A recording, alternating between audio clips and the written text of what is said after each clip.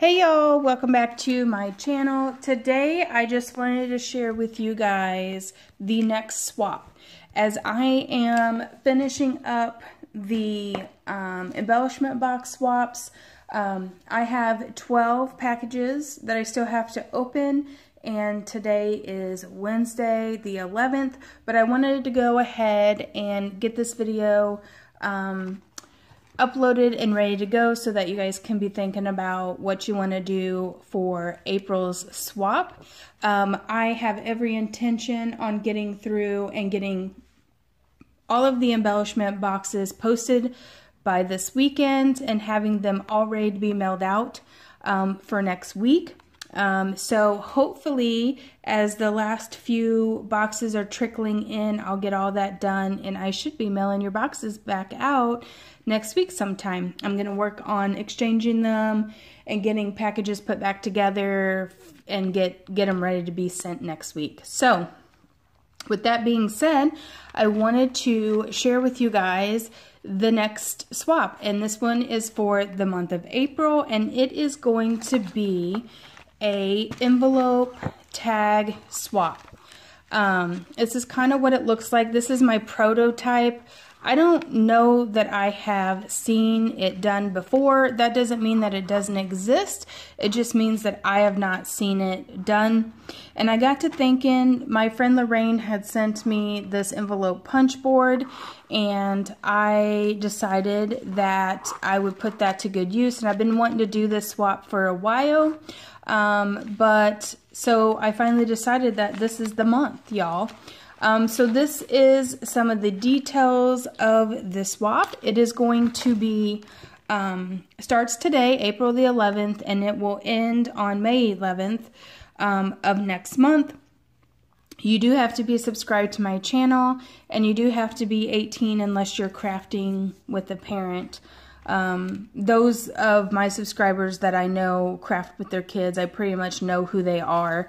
But if for some reason your child wants to craft with you, you just send me an email and let me know, and they're more than welcome to send in an entry as well. Or you guys can work on your projects together.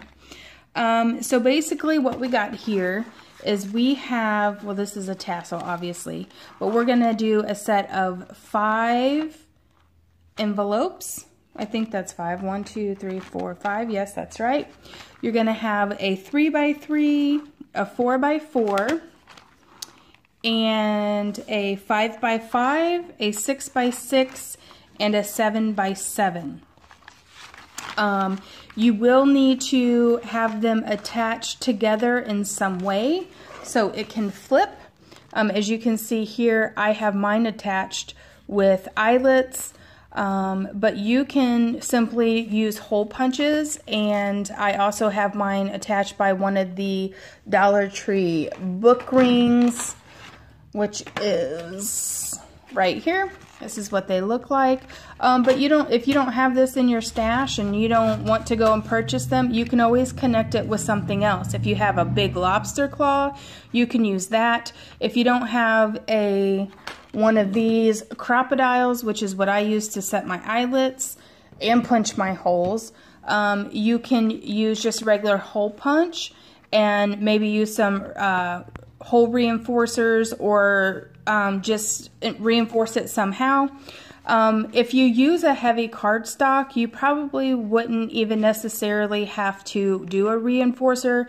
The cardstock that I used here is a pretty heavy cardstock, but I just wanted the look of the eyelets, and so that's the reason why I went ahead and punched holes and, you know, set them with eyelets in every single one.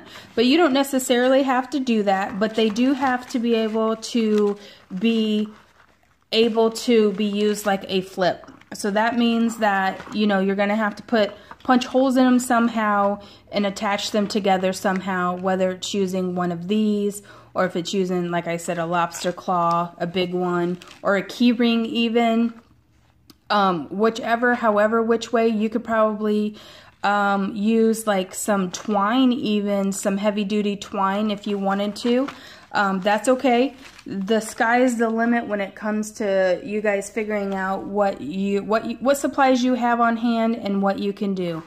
It just has to be able to flip, and it has to be, you know, they have to be connected together so they don't get, so it's like a flip, an envelope flip book, but not the book part. You guys know, see what I'm saying? So this is the swap, okay? So a couple requirements, and I'll have all of these in the description box below, so that you guys can go back and, you know, either rewatch the video if you want to, or you can look in the drop-down box to see, you know, the sizes of your envelopes and the things that are required for what I want you to include in the envelopes here. So first things first, on the back of the 7x7, the biggest envelope, I want you guys to create a pocket on the back of it.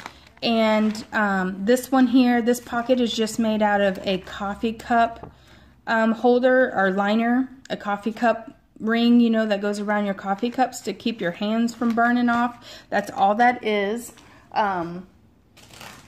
I purchased these here at Hobby Lobby a while ago, so I don't know if they still have them or if they don't have them. I'm not sure, but I'm sure Michael's, I don't have a Michael's, but I'm sure Michael's has something similar. And if you don't want to use a coffee, there's no requirement to use a coffee cup sleeve. You can make a pocket with just paper, however which way you want to make a pocket on the back of the 7x7. And the reason why I want a pocket is because on the back of your 5x7, I want a tag put in the pocket. Now you can feel, I put a couple little pillow box envelopes in here just to give you guys an example. You can fill the back of this bad boy up with whatever you want, any kind of goodies that you would like to squeeze in there. You can fill up, but it must have a tag. If you want just a little pocket big enough to fit the tag only in the back of that, that is 100% fine. The pocket is for the tag, and the reason why is because I want you to put your name, your information on the back of it. So your name, at least your name is a requirement. I want who it came from, and if you have a YouTube or an Instagram account, I would like both of those things put on the back of your tag, so that you can, so that whoever receives it is going to know who you are really easily. This tag here was made by Jennifer Sheridan a while ago. I've had this stash in my stash for a while, but it kind of goes with the color scheme, which I have is like spring and butterflies and stuff like that. And I've really been trying to use up the embellishments and the little bits and pieces that y'all have been sending me. I'm so very blessed to get all kinds of happy mail from you guys. So you guys will see the little bits and pieces that you have sent, especially those who have sent extras in the embellishment swap. You'll see those coming up because I've used those pieces on a lot of this project. And a lot of the projects that are going to be coming up that I'm going to show here on my channel. I made 2 traveler's notebooks, and I'm hoping to get those posted, like a project share of those posted this weekend sometime, and you're going to see some of the stuff also in those traveler's notebooks. So anyway, getting back to the swap, this is, so you got to have a tag in the back. You can decorate however you want. You can do whatever theme. I just chose the springtime because it's springtime and I'm desperately wanting it to warm up. So that's that. I want a pocket with a tag and your name and a YouTube channel or a Instagram if you have one. If you don't have one, your name is sufficient. Just something so that somebody knows who gets your project, okay? And then on the inside, I'm not going to tell you how to fill your envelopes up. I'm just going to tell you what is required as part of the swap. I just attached with these here Velcro fastener dots from Dollar Tree also. I just fastened mine with the Velcro. You do not have to do that. You can tuck it in there. You can use a glue dot if you want to. You can wrap twine around it with a bow if you want to, like they're opening up a present. You can close your envelopes however which way you want to. You can decorate however which way that you would like to. And as far as what goes in the envelopes, I'm going to give you a list of the things that are required here. That's what we're going through. And then you can choose to put whatever you want in whatever envelope you want. So the next thing is that you are going to include one tassel to the front or to the back or in the middle, wherever you want to add it. But, you know, add a little tassel on there. This one here comes from Lisa Gosh. She made this for me quite some time ago, and I just thought it went with the colors, and of course, you know, I love it. I can't guarantee that this one's going to stay on here, but I have been hanging on to this tassel for quite some time. So you're going to include one tassel, okay, and then you are going to include one set of 3 handmade 3x3 note cards. You can do envelopes or no envelopes. It doesn't make any difference to me. So that is a requirement, a set of 3 3x3 handmade note cards. And then we're going to include one set of 3 handmade embellishments. And these I would like to be layered somehow, so that they're not just, you know, flat put. Like I have bows, I got twines, I got these on pop dots, you know. I showed these a little bit more in detail in Scrap Bin Saturday video, the very first one actually. So if you want to see a little bit more detail on these, there is that video out there in my playlist on Scrap Bin Saturday, the very first one. So you're going to include a set of 3 layered handmade embellishments. They don't have to necessarily look like this. They can look like whatever you want them to, as long as they're layered up and dimensional. And then you're going to do a set of 3. There's 5 little flowers on here, but all that's required is 3. So 3 handmade flowers from, you know, handmade paper flowers. You're going to, or they can be fabric flowers. As long as you hand make the flowers, that's fine. So those are the requirements. So I'll recap for you. You're going to need a pocket on the back of the big envelope with a tag with your information on it. You're going to need one tassel. You're going to need one set of 3x3 note cards, one set of 3 3x3 note cards, one set of handmade embellishments, and one set of 3 flowers. And then you can, you know, package these however which way you want to. You can load your envelopes, because this is not enough probably to load up your envelopes. So if you really want to just load up your envelopes with a bunch of extras, you know, little bits and pieces that you have, buttons, die cuts, bow pieces, however you want to load your envelopes up, and decorate the outsides and the front sides and the back sides if you want to. You know, make sure you do at least something on each one. Don't just leave them plain. And here's like an example of what I did. As you guys can see, you're going to see a lot of the good, fun stuff that you guys have been sending me on these envelopes. Just to give you an idea, you know, of some of the things that you can do. Like I said, you can do any theme, any number of things that you want, just as long as you do those 3 requirements. So now that gets me to our last point, and that is, if you do not have, okay, here's the thing. So I used some of these for the book ring, for the fasteners. I used this.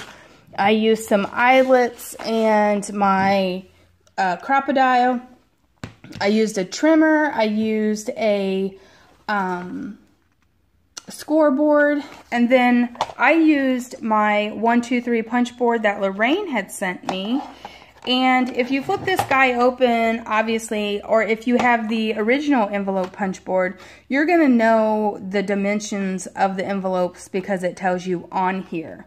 Now, I was thinking about those folks that don't have the envelope punch board, and I believe that if you follow the, okay, so this is a 3x3. This would turn into a 3x3 envelope, for example. If you cut your paper to 5.5 by 5.5, then you could cut the notches at 2 3/4. Just, you know, cut out a notch in your